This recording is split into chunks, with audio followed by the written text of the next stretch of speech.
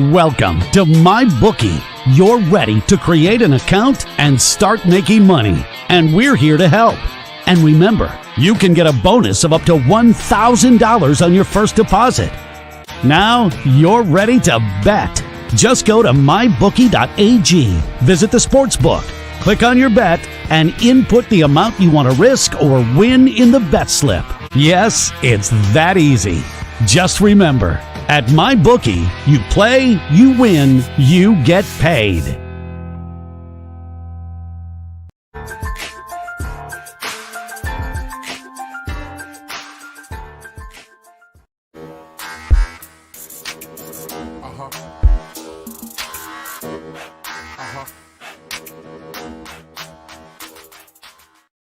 At Amazon, we're pretty good at getting things done. We're pretty good at solving problems.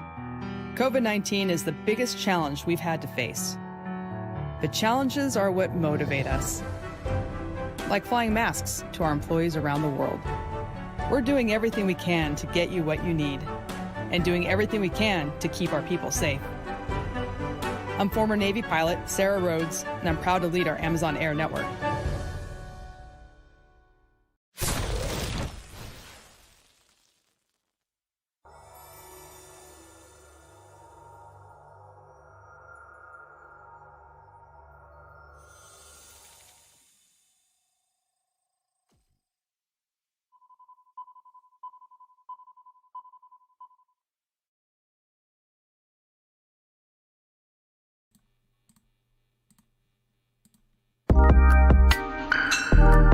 Hello, what is happening today, everybody? We are live on 12 Out Sports on Wednesday Night Sports Corner. Hope you all enjoying.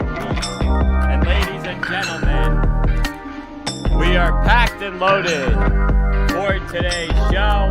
Welcome to my 140th show here. And we have breaking news to start today's show, and that is Adam Schefter of ESPN is reporting that the Houston Texans, that Deshaun Watson has officially requested a trade from the Houston Texans. Now, what do I think about the Deshaun Watson requesting a trade from the Houston Texans? Well, let me just say this. It didn't matter that they hired David Culley, the new head coach from the Baltimore Ravens. He was an assistant for John Harbaugh all these years, and he was also the wide receivers coach. But that's not what this is about. Watson is frustrated with the Houston Texans organization. It had to go back to with DeAndre Hopkins being traded. It also had to deal with a bunch of other internal things. So where will he land? Well, you got the New York Jets, the Miami Dolphins, the Denver Broncos, and the Carolina Panthers. Let me give you some wildcard teams that I think he might go to. The San Francisco 49ers, the Washington football team, the New York Giants. Those are a few other wildcard potential teams. They're not going to trade him to the Indianapolis Colts. They're not going to trade him within the division. That's simply not going to happen. The question is, who is going to make the best offer for him? And you could maybe say the Philadelphia Eagles for a Watson-Carson Wentz swap. But truth be told, that's probably not going to happen.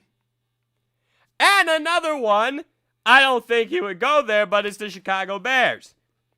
A team that could have drafted him in the first place, and it really didn't happen. When they traded up for Mitchell Trubisky, and yeah, sorry, Cody, but, hey, the fact that the Houston Texans and Deshaun Watson can't make this work is a shame.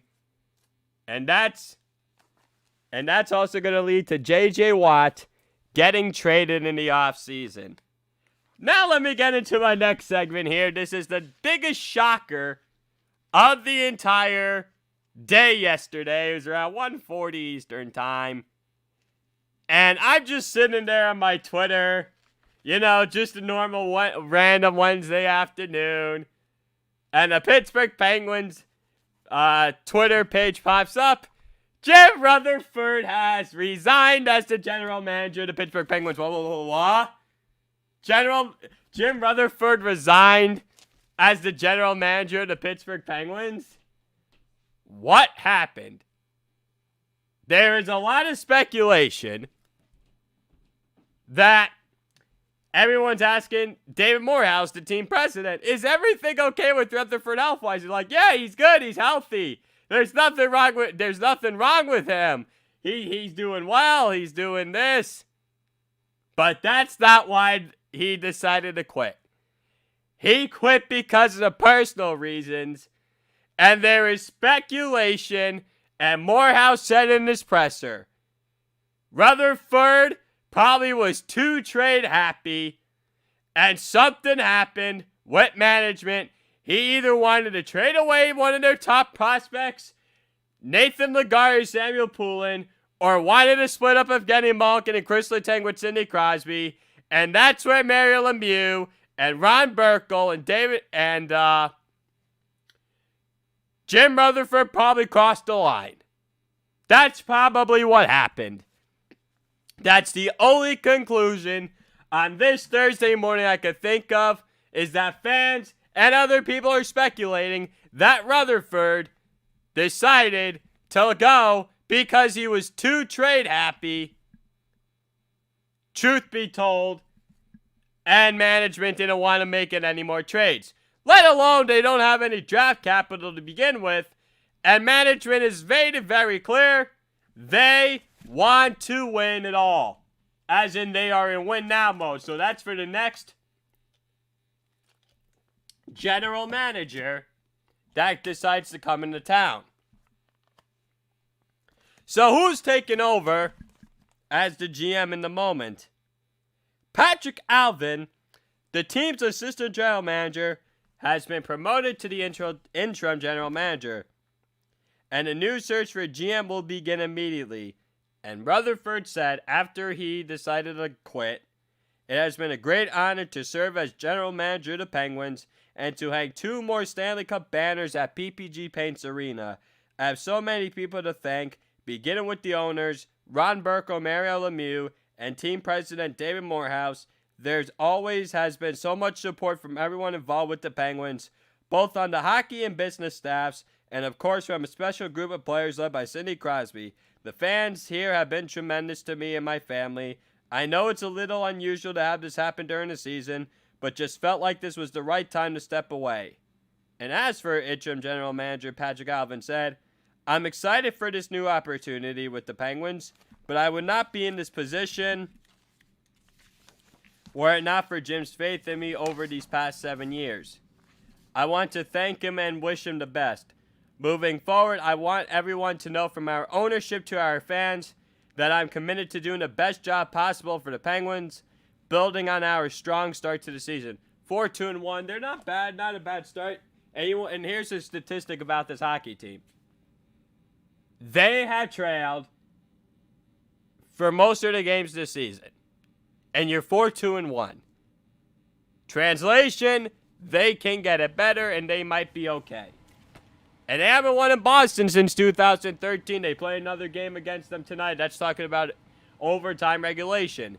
The Boston Bruins are 11-0-1 in their last 12 games against the Pittsburgh Penguins. In Boston only. Pittsburgh's actually had some decent success against Boston and Pittsburgh. And everyone says, oh, home ice doesn't matter really. Oh, to that it does. If Pittsburgh's going to want to play Boston in the playoffs, they better have home ice. You ain't winning that series. And you better protect home ice. And another thing that this Rutherford being let go, or himself letting him go, signals is that head coach Mike Sullivan's not going anywhere. Maybe this team, and if I were Morehouse or management, I'd tell the new GM, hey, listen, I know we're in win now mode, but try and get some draft capital back. I mean, the reason why Pittsburgh has one of the worst farm systems is not because they don't know how to draft. It has nothing to do with they found some couple of gems. It's not that they can't draft. It's that they're just trading away draft picks, and eventually over time it will cost you. It's not because their scouting department's been bad. No, it's not because the scouting department's actually one of the better scouting departments in hockey. The problem is, is when you don't have so many picks to deal with, that's what's going to happen. So, I'll just be moving on from that note. So, what's going to happen now with Aaron Rodgers and the Green Bay Packers? Aaron Rodgers is coming back to the Green Bay Packers, and he spoke on the Pat McAfee show on Tuesday. Always comes as a guest on Tuesday. I remember Monday morning, Mike Greenberg's like, I have no idea of ESPN on Get Up. He's like, I have no idea what kind of connections Aaron Rodgers has for the Pat McAfee show, but all I know is he's always on it every week. Well, I guess it's because he always joins guys like AJ Hawk and Pat McAfee, and Aaron Rodgers said some things. And Adam Schefter of ESPN this morning has said that Aaron Rodgers is meeting with upper management about what he wants as things of a new contract. He wants a lot of things with this new, with what's going on lately. So, Matt LaFleur, the head coach of the Green Bay Packers, was basically all emotional. It's like, I want to coach him next year. I hope he stays. I don't think he's going to have to worry too much as long as upper management understands the fact what Aaron Rodgers needs. Because I shared a list on this show on Monday, what kind of draft they had in 2020. The only one that played on the field was their second-round running back, A.J. Dillon, and he's probably going to be the reason why they do not re-sign Aaron Jones. And Aaron Jones, the running back, and Corey Linsley, the center, were the two guys on the Green Bay Packers that Aaron Rodgers was referring to and about guys not coming back next season. That's who he was talking about.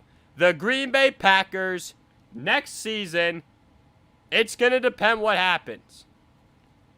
Now I think Aaron Rodgers is going to find a way to stay, as long as I made a prediction on Monday. He was going to go to San Francisco 49ers, but there will be, in a couple of segments or in the next segment, I will discuss what is actually going to happen with the quarterback carousel. But if you're the Green Bay Packers fan base, and I know my friend of mine who's Packers fans, like, it's caught up in the moment, I understand, it's all everything, it's all interesting. Because Aaron Rodgers is just like, it's just all emotions, and I understand, and Aaron Rodgers is RPR until the Green Bay Packers. I understand all this. Trust me, I get it. But the problem is that when your front office doesn't do anything, this is what you're going to get. And I saw a stat this morning that Aaron Rodgers may be the second quarterback in NFL history to have won 3 MVPs. He's probably going to win the MVP this year and have won Super Bowl. Want to know who also had 3 MVPs and only 1 Super Bowl? Oh, that happened to be Brett Favre. So what's that translation? Translation, the Green Bay Packers have no success whatsoever, or their front office has no idea how to appreciate their quarterbacks. Why do you think Brett Favre left the Packers?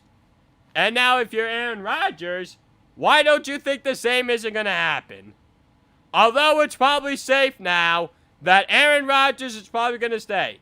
But the truth be told, don't hold your breath on it. Because if he wants out, it's going to be another quarterback carousel like we have with Deshaun Watson, the Houston Texans. That's all I'm going to say about Aaron Rodgers. My friend was right. Big shout out to my friend Ahmad Abada. Big, huge Green Bay Packers fan. I know a couple other Green Bay Packers fans I know. I should probably have them call in the show, have them be a guest what they think about Aaron Rodgers maybe sometime next week. Stay tuned for that one. And ladies and gentlemen, speaking of guests, at 11:45 a.m. Eastern Time today, I will be having my second guest on the show.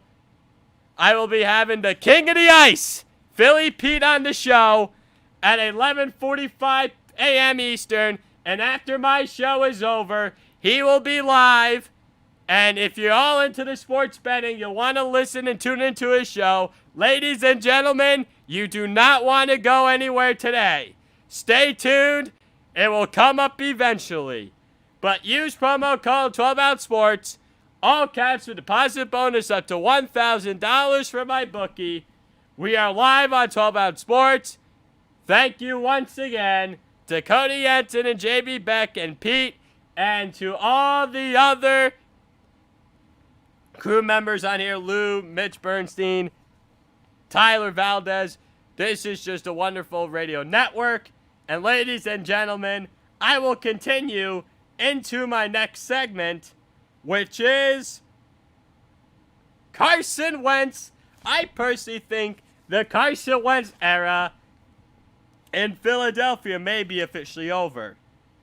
So, what was the theory about hiring Nick Sirianni, the offense coordinator of the Philadelphia Eagles? What was the goal of this hiring? What was management, the general manager, Howie Roseman, and owner Jeffrey Lurie's goal in all this?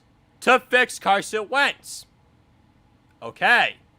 So if that's what management wants, what does Sirianni do? Okay. So Sirianni hired quarterbacks coach Brian Johnson.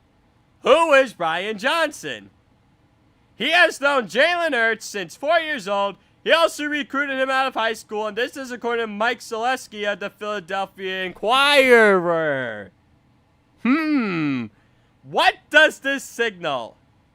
So the quarterback's coach from the University of Florida, and it seems like the Eagles have a plan to move forward with Jalen Hurts rather than Carson Wentz. If this is the quarterback's coach that Sirianni went with. Very, very interesting. So Sirianni doesn't go with a quarterback's coach to fix Wentz. He goes with the guy to coach Jalen Hurts. Translation, he wants nothing to do with Carson Wentz. And probably is going to tell management, hey, I don't want Carson Wentz. And look, he's probably reached out to Carson Wentz, which is true.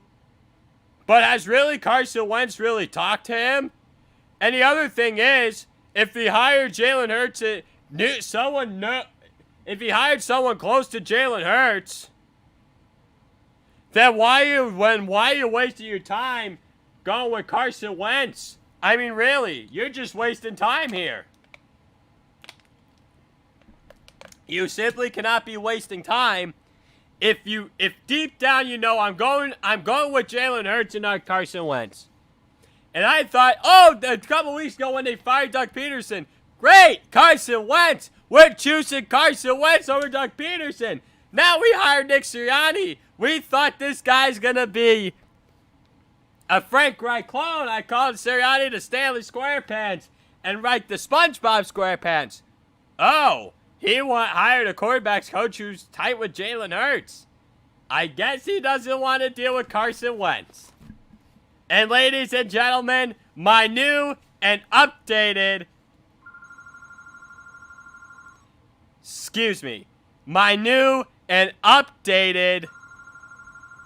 quarterback carousel. So here we go.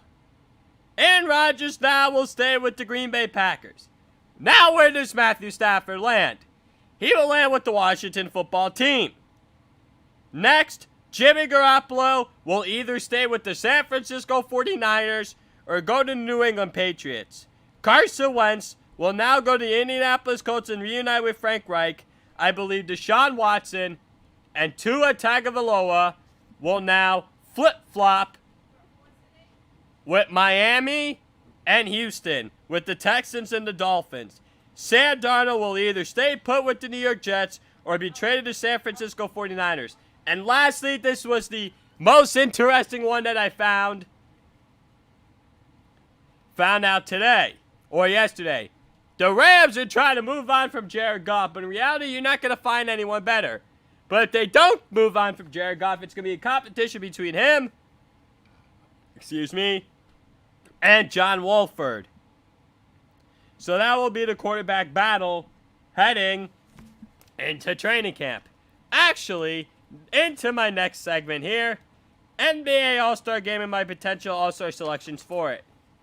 So, I was actually going to lead off with this today until all the quarterback drama, controversy, and the Pittsburgh Penguins controversy all happened.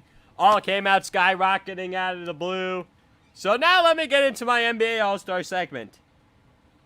According to ESPN's Adrian Wojnarowski, the NBA and the NBAPA are discussing potential ways to have the NBA All-Star Game in the month of March in Atlanta, Georgia, which is the home of Turner Sports. It will be a fundraiser for HBCU colleges and also relief for the coronavirus. So that's what the goal is. They didn't think they were going to have an NBA All-Star Game this year, but they might have an NBA All-Star Game after all. You know, there's like fan voting for all that. If they decide with it, I'm sure it's going to open up at some point. So what I did, it's a month in the season. We know who are the best players in the NBA.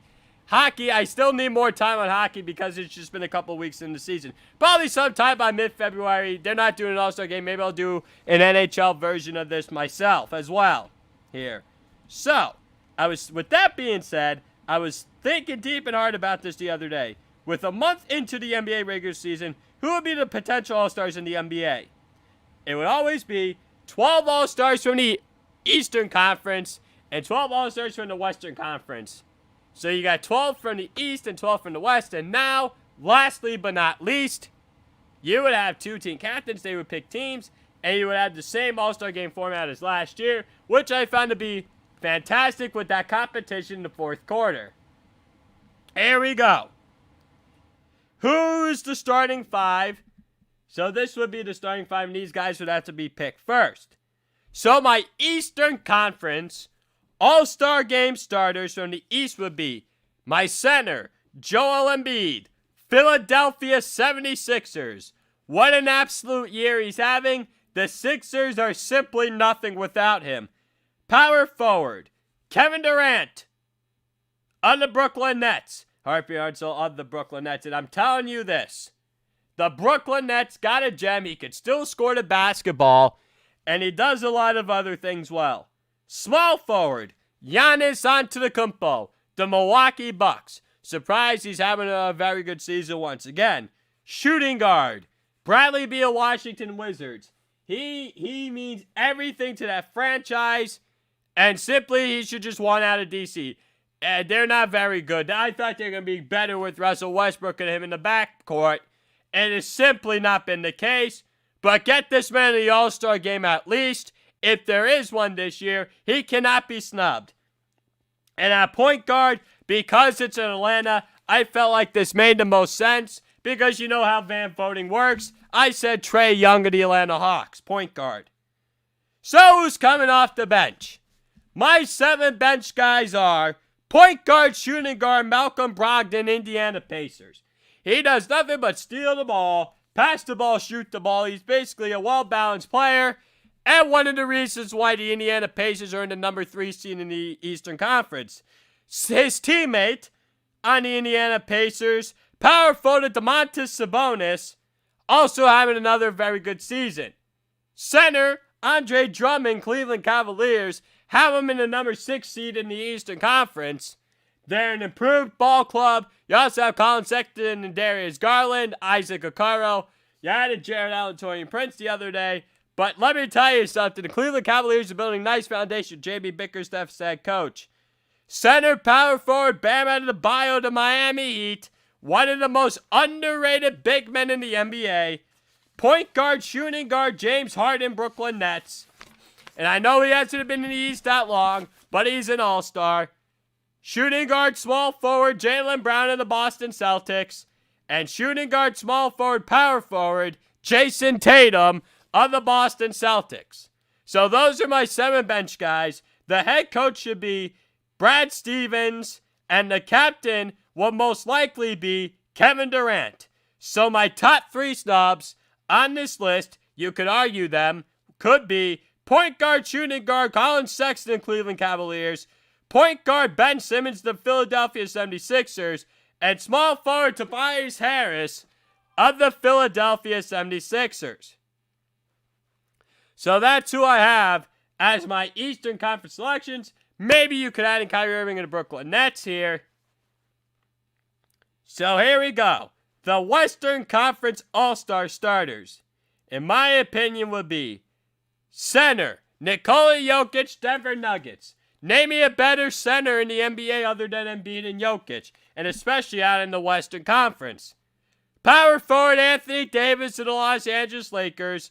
Small forward LeBron James, Los Angeles Lakers. I mean, it's just amazing what he's doing in his, 17th season?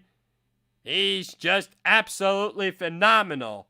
Shooting guard Luka Doncic, Dallas Mavericks. Probably the only relevant and reliable player in the Dallas Mavericks. Kristaps Porzingis is hurt a lot. And Doncic could drop a triple-double on you any single night. And point guard Steph Curry of the Golden State Warriors. Golden State, I know they're a defensive-minded team this year under Steve Kerr. But Steph Curry has played well in some of these games. And the Golden State Warriors are in a top 8 playoff spot right now. Not an MVP candidate, but for sure an all-star, and you definitely know how the fan voting works when it comes to the NBA, just like baseball in a popularity contest. Who do I think comes off the bench? Point guard Damian Lillard, Portland Trail Blazers. Shooting guard Devin Booker, Phoenix Suns. Point guard Chris Paul, the Phoenix Suns. Power forward Zion Williamson, New Orleans Pelicans. Small forward Brandon Ingram, New Orleans Pelicans. Small forward Kawhi Leonard, Los Angeles Clippers. And small forward shooting guard Paul George on the Los Angeles Clippers. That's who I believe at this point in time be All-Stars. The head coach should be Frank Vogel of the Los Angeles Lakers. The captain will most likely be LeBron James, but it wouldn't be a surprise to see Luka Doncic as the captain either. The potential snubs on this list are shooting guard Donovan Mitchell to Utah Jazz, center Rudy Gobert to Utah Jazz, and point guard, shooting guard Ja Morant on the Memphis Grizzlies. And also maybe power forward, small forward LaMarcus Aldridge on the San Antonio Spurs as well. Also, here's another thing I decided to do with the NBA. There would be no freshman for sophomore game this season. I mean, they got rid of it, but I'm about to announce who I think would be on it first World, first USA. Now, this was a harder topic to get into, rather than, really, truth be told, World and USA. So I did only top 8. Team USA. Shooting guard Anthony Edwards, rookie, Minnesota Timberwolves. Center James Wiseman, rookie, Golden State Warriors. Point guard LaMelo Ball, Charlotte Hornets, rookie. Small forward Isaac Okoro, Cleveland Cavaliers, rookie. Small forward, power forward Obi Toppin, New York Knicks, rookie. Point guard Tyrese Haliburton, Sacramento Kings, rookie. Point guard Cole Anthony, Orlando Magic, rookie. And small forward Sadiq Bey, Detroit, rookie. That is USA. Now Team World. Small forward Denny Abdia, Washington Wizards, Israel, rookie. Point guard Killian Hayes, Detroit Pistons, France, rookie. Small forward / power forward Alexei Poklevsky, Minnesota, Serbia, rookie. Small forward RJ Barrett, New York Knicks, Canada, second-year player. Power forward / center Brandon Clark, Memphis, Canada, Grizzlies, and that Canada would be second-year player. Center / power forward Mo Wagner, Washington Wizards, Germany, second-year player. Power forward Richie Achimara, Washington Wizards, Japan, second-year player. And point guard, shooting guard Shai Gilgeous-Alexander, Oklahoma City Thunder, Canada, second-year player. That's who I would have. And staying in the NBA,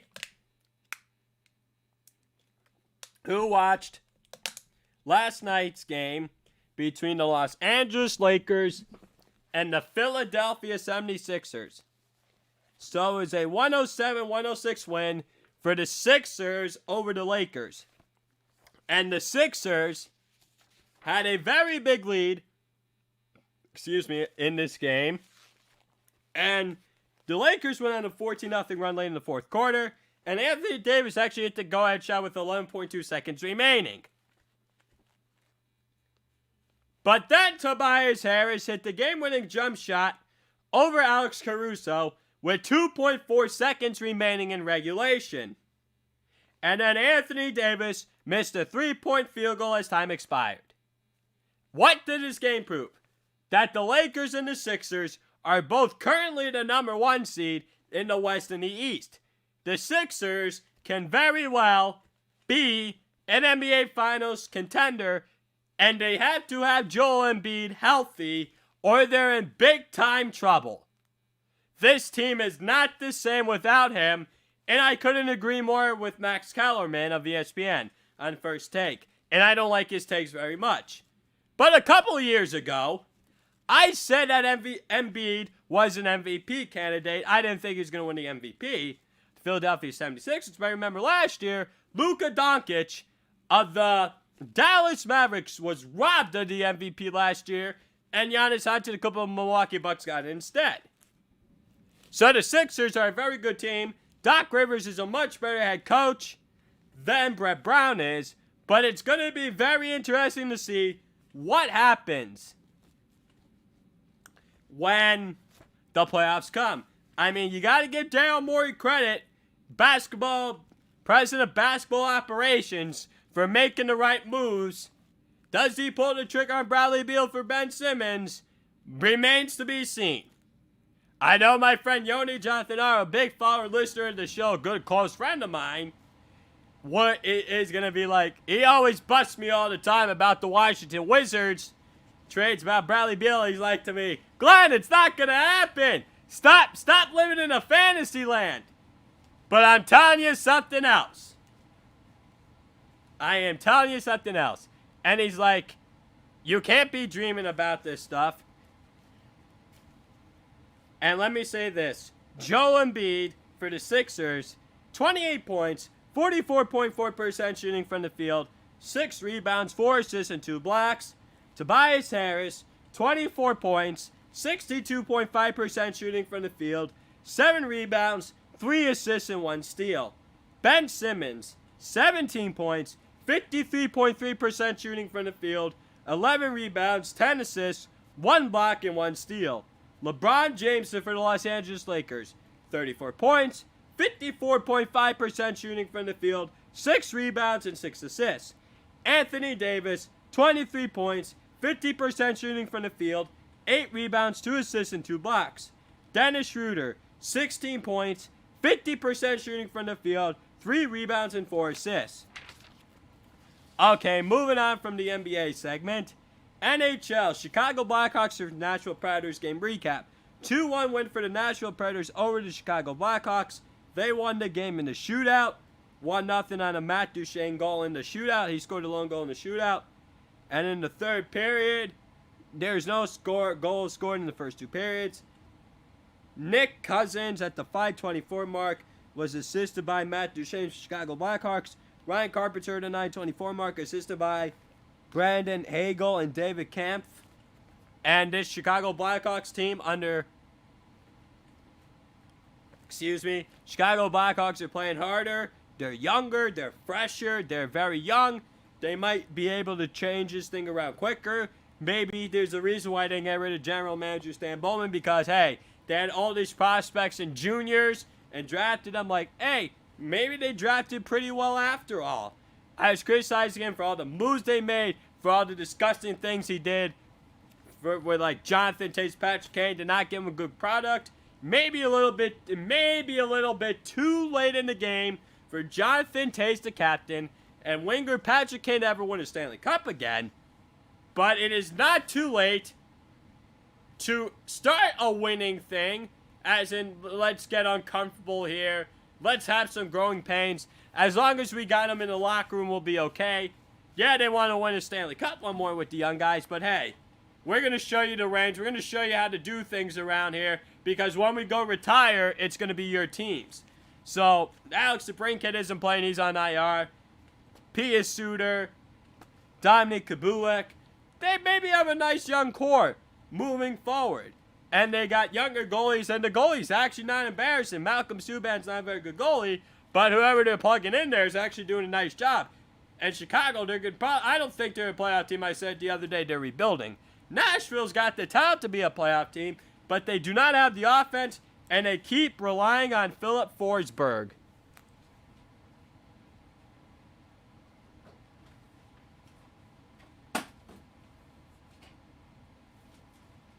So moving on to my next segment, will be who is my NHL top 10 teams. My top 10 teams in the NHL as of right now are as follows. Number 10, the Boston Bruins. Number 9, the Colorado Avalanche. Number 8, the St. Louis Blues. Number 7, the Philadelphia Flyers. Number 6, the Vegas Golden Knights. Number 5, the Pittsburgh Penguins. Number 4, the Montreal Canadiens. Number 3, the Tampa Bay Lightning. Number 2, the Washington Capitals. And number 1, the Toronto Maple Leafs. So that's who are my top 10 teams at this various moment in time. The Pittsburgh, and let me just say this about each team. Boston's starting to get better. With Patrice Bergeron, Bar Martian, they'll get David Pastrnak back. Number 9, Colorado Avalanche. Get off to a little bit slow start, but they could score in bunches in Nathan MacKinnon and Mikko Rantanen. Number 8, St. Louis Blues. As long as you have Craig Berube behind the bench, will be okay. Jordan Binnington in net, they're fine. Number 7, the Philadelphia Flyers. Goaltending's a little bit questionable these days. They gave Carter Hart a game off against New Jersey Devils. They'll be fine. They'll go back to him tonight. Hopefully he can fix his road woes. They have Brian Elliott in net. They would have Brian Elliott in net otherwise. Number 6, the Vegas Golden Knights. Alex Pietrangelo, I like their offense. I'm not so really on Robin Lehner as goalie. They have Marc-Andre Fleury as the backup. Number 5, Pittsburgh Penguins. Very good offensively. But the defense, they're banged up on defense. Tristan Jarry, Casey DeSmith.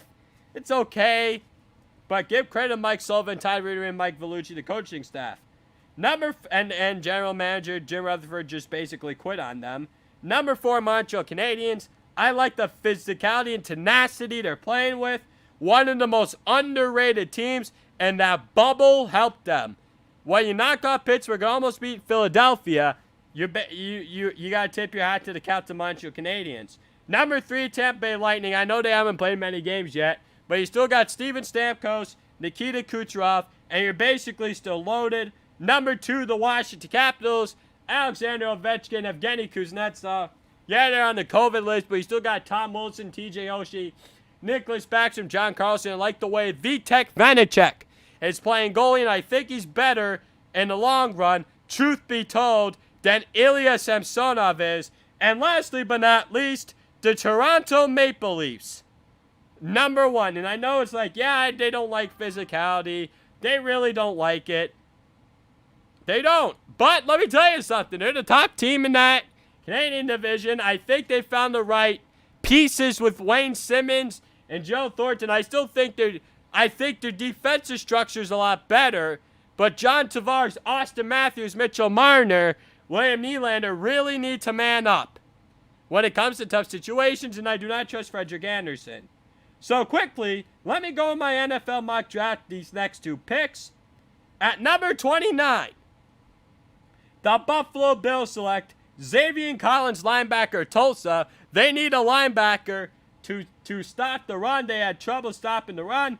They still need some more pieces on defense. Oh, and also, they need to run the football better. At number 30, to the Green Bay Packers, they need a receiver in the worst way. That is Terrace Marshall Jr., wide receiver LSU. Now he's not Justin Jefferson or Jamar Chase of LSU, but he's still a pretty good receiver. He could be a number 1, but they need another outside weapon for Lamar Jackson. They really do. They simply need another weapon on the outside for Lamar Jackson. And they'll probably sign someone in free agency come this offseason, because I can guarantee you that right now.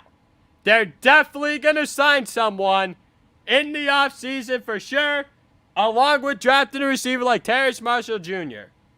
And I think the Buffalo Bills will maybe try and find a running back that they might wait till the 2nd or 3rd round, especially if Najee Harris, Alabama, or Travis Etienne of Clemson, who both might be off the board, and I truly believe they will be. Use promo code TOLOUTSPORTS, all caps, for deposit bonus up to $1,000 for my bookie. Ladies and gentlemen, we are just 5 minutes away, a little bit under 5 minutes away, until my next guest comes onto the show. So, on Monday, my first guest was a success. Thank you, Michael Carvallis, for coming on to my show and taking some time out of your day to talk about what happened on the NFC and AFC Championship game sides. And he does Mike Said It First on Sundays at noon Eastern, also Tuesdays at 10 p.m. Eastern. Also, in just a couple minutes, I will be having Philly Pete on the show, who hosts the show Pete's Power Plays, and he is also known as the King of the Ice. He is live on Tuesdays, on Wednesdays, and on Thursdays from noon to 12:30 p.m. Eastern Time. And if you want to get into sports betting, or if you're interested or want to listen to anything he has to say about sports gambling, sports betting, he is the man to go to with DFS, FanDuel, DraftKings. He is your go-to target. Trust me, he's very good at what he does. He does a great job of what he does. He's very great towards his clients. I mean, he's just very good at what he does. He's a huge Philadelphia Flyers fan, huge Philadelphia Eagles fan, Philadelphia Phillies fan, and the Philadelphia 76ers. It's all Philadelphia. No harm, no foul. So, right after my show is over, you do not want to go anywhere, as I've said. He will be live right after my show is over, and you want to tune in and listen and follow what he has to say. And I'm sure it'll be fun, just like my show's fun right now. And let me get into some of this before he calls me live onto the show. So what do I think of the state of Philadelphia sports at the minute? So the Eagles, I think they're in a little bit of disarray. You know, with the whole Carson Wentz saga and the Jalen Hurts saga. You hire Nick Sirianni, you fire Doug Peterson. And the Philadelphia Phillies, Bryce Harper. And then you don't get Mike Trout. I don't understand that. Actually, that's Mike Trout's fault. Because Mike Trout should have walked away from the Los Angeles Angels and gotten to Philly where he goes to from Cherry Hill, New Jersey. He's from Cherry Hill, New Jersey. And I'm like, he made a big mistake. He chased the money. He didn't want to go home. I'll never understand it. Simply will not understand it. There is no way on this planet Earth that I'm ever going to understand that move and what he did. Because when Mike Trout looks at that move from 6 years down the line, it's not going to be pretty for his legacy. And I know Ken Griffey Jr., greatest baseball player of all time, never won a World Series. Never won a World Series. But he's the list as greatest baseball player of all time. That's why they label the GOATs differently. They label GOATs differently. Do you have to have rings? Is it based on character? How's it based off of? And the Flyers, I think they're on their way to winning a Stanley Cup, but they haven't done so since what? 1974, 1975? They haven't won in such a long time. But they had the roster, they had the pieces to finally do it. But how will the playoffs treat them when the time comes? And lastly, the Philadelphia 76ers, Joel Embiid, probably an MVP candidate, Ben Simmons. I don't know if he's ever going to learn from his game. I really don't. I don't know if his game's going to improve. Because if his game doesn't improve, it's really going to be troublesome.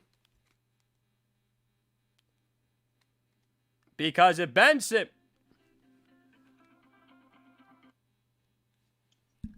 Hello, Pete. How are you doing today? Thank you for coming on to my show. I truly appreciate it. Hey, Glenn. How you doing, my man? More than anything. I'm happy to be a part of your show today. How are you? I'm good. Could you? Okay, good. I was wondering if you could speak up a little bit. Oh, yeah. How about now? Yeah, that's pretty good. Okay, So good, Pete, good. let me ask you the first question. So I know you're a Flyers fan, and I know you pay attention to the standings very closely to hockey, especially on the western side of the state of Pittsburgh, Pennsylvania. What was your first reaction when when Jim Rutherford resigned as the Pittsburgh Penguins general manager?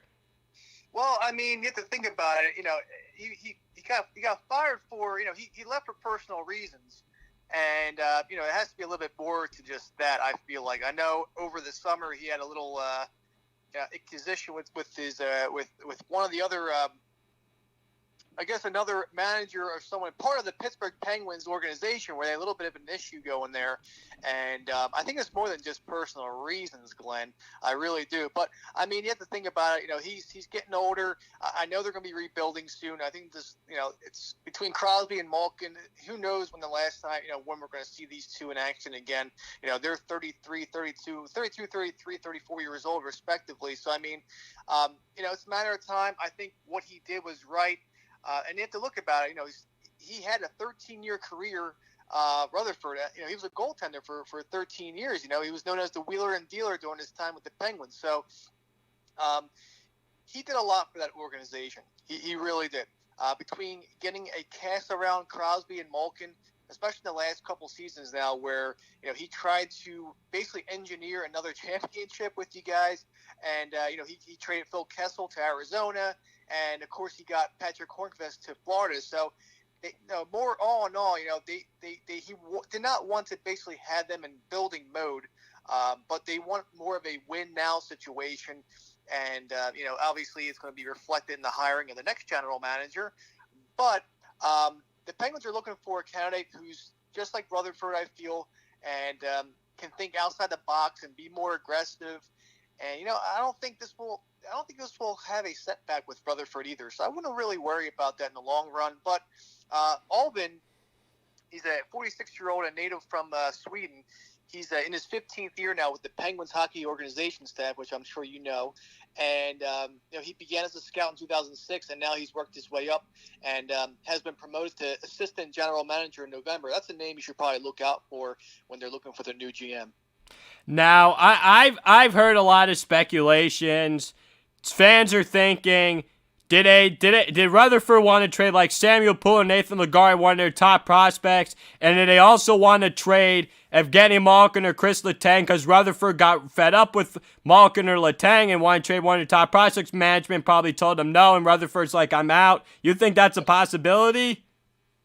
I mean, it just depends how they go throughout the entire season. I mean, if we see this team crumbling, you can expect Malkin to be on a team that's really going to be a superior team in the long run and a postseason squad as well.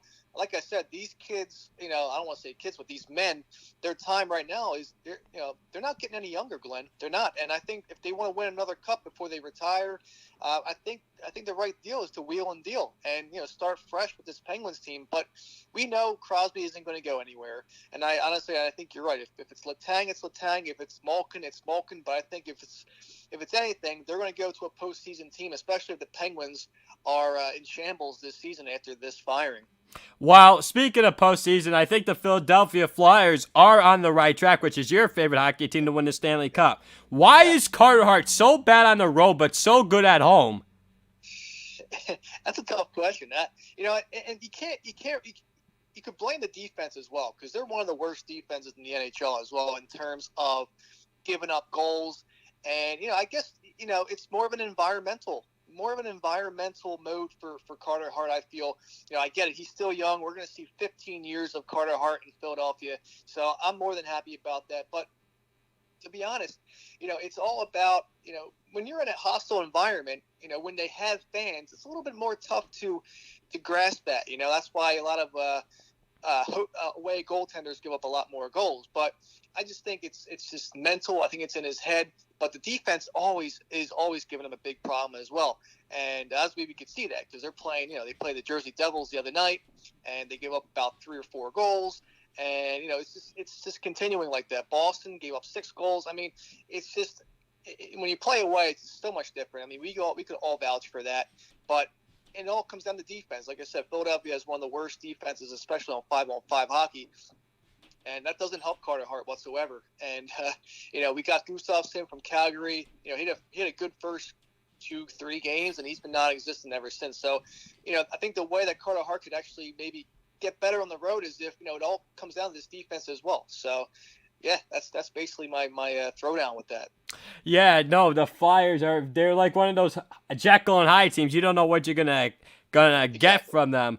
But has there been a time in Philadelphia, and I've always said this, you're never gonna win a Stanley Cup with Philadelphia Flyers captain Claude Giroux. Do I hold true to that statement, or do you think it's kind of a little of a bad narrative? Well, that's a yes or no question. I mean, I think I love Claude Giroux, but he's just never existent in the playoffs when we need him the most. And, I could vouch for that. I think a lot of Philly fans, including, my friends and my family who are Philly fans, they could vouch for the same thing. I mean, they all know that, Claude Giroux had his time as the C, okay, but he couldn't do anything about it. All right, we had a nice postseason run last year until we got pummeled by the Islanders. But again, he's just non-existent. I wanted on a player that I know and who's also young that could provide for this team, like Travis Konechny. I really think that he deserves that C right now. He's playing really good hockey. I mean, you got to think about that right now. I mean, these young kids are up and coming, and who knows? Giroux could be traded in the offseason. We have no idea. There was so much speculation about him being bounced out the Flyers' way because he hasn't done anything. During the season, he's okay, but during the postseason, when we need him the most, he's just non-existent. He's an absolute ghost out there, no pun intended. But I think in the future, maybe next season, I think you give that C to somebody else. Yeah, I was thinking more to the lines of like Travis Konechny or like a Jakub Voracek. And speaking of captain, one last thing, I'm going to transfer to Eagles here. Well, you have Carson Wentz wearing the C all those years, and now they hire a quarterbacks coach, Brian Johnson, who knows Jalen Hurts. Does that signal officially the end of Carson Wentz in Philadelphia? Because that's what this is signaling to me, that Nick Sirianni does not want to deal with Carson Wentz, but management does. What says you? I think that, well, Carson Wentz is going to be worth a lot of money if we get rid of him or trade him. So I think the Eagles keep Carson Wentz for this season at least.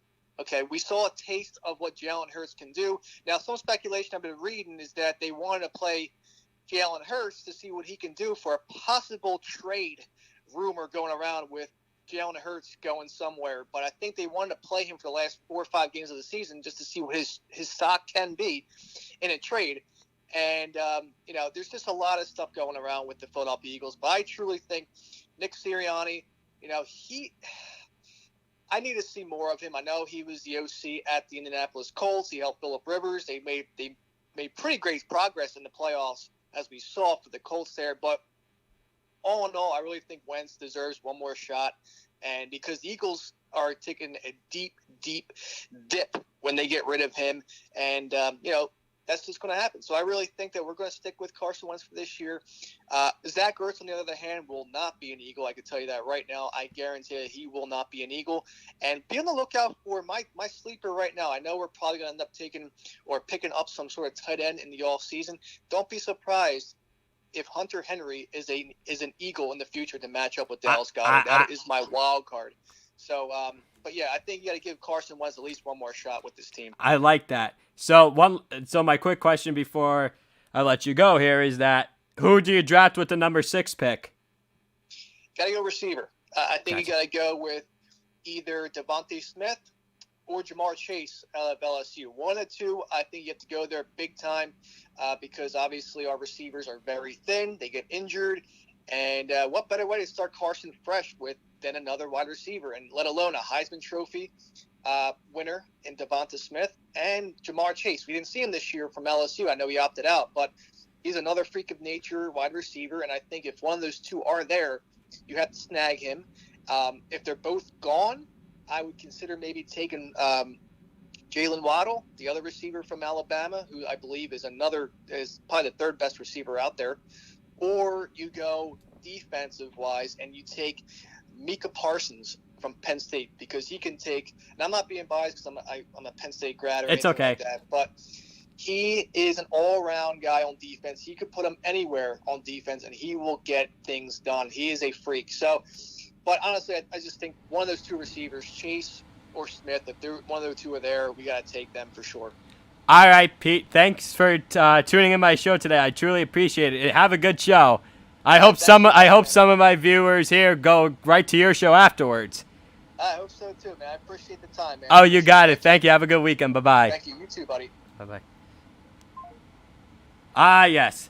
What another wonderful guest. Another segment of that. I got to say, first two guests equals first two successes. And I cannot wait for more guests. I'm going to find more guests over the weekend, ask people around, fans, more people from the 12-ounce sports studio, and whoever else, I suppose. Once again, ladies and gentlemen, baby steps, baby steps, baby steps, and making this thing into a success. You heard it from the King of the Ice himself. For all you Philadelphia sports fans, I hope you all enjoyed and listened to that segment very closely and followed it as well. Boy, am I just proud of myself this week for having two successful guests and the way that I made this thing this week. And I'm just, hey, it's growing process. One of these days I'll have a camera up. I'm just not sure when it will happen. But I like the new graphics. I just like the way it's bounced out. It's because you don't have to hear my voice you don't have to hear my voice an hour straight if I have guests all the time. I'll probably get sick of it anyways. Just kidding. I'm only joking about that. All right, ladies and gentlemen, I'm out of time here.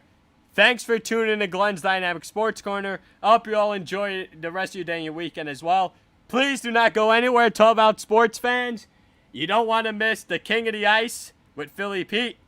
Right after my show is over, I will be back on the air at the same time on Monday. It's going to be Super Bowl week. I'm going to have some more NHL and NBA game recaps, some MLB offseason news potentially as well, and use promo code 12-ounce sports, all caps, for deposit bonus up to $1,000 for my bookie.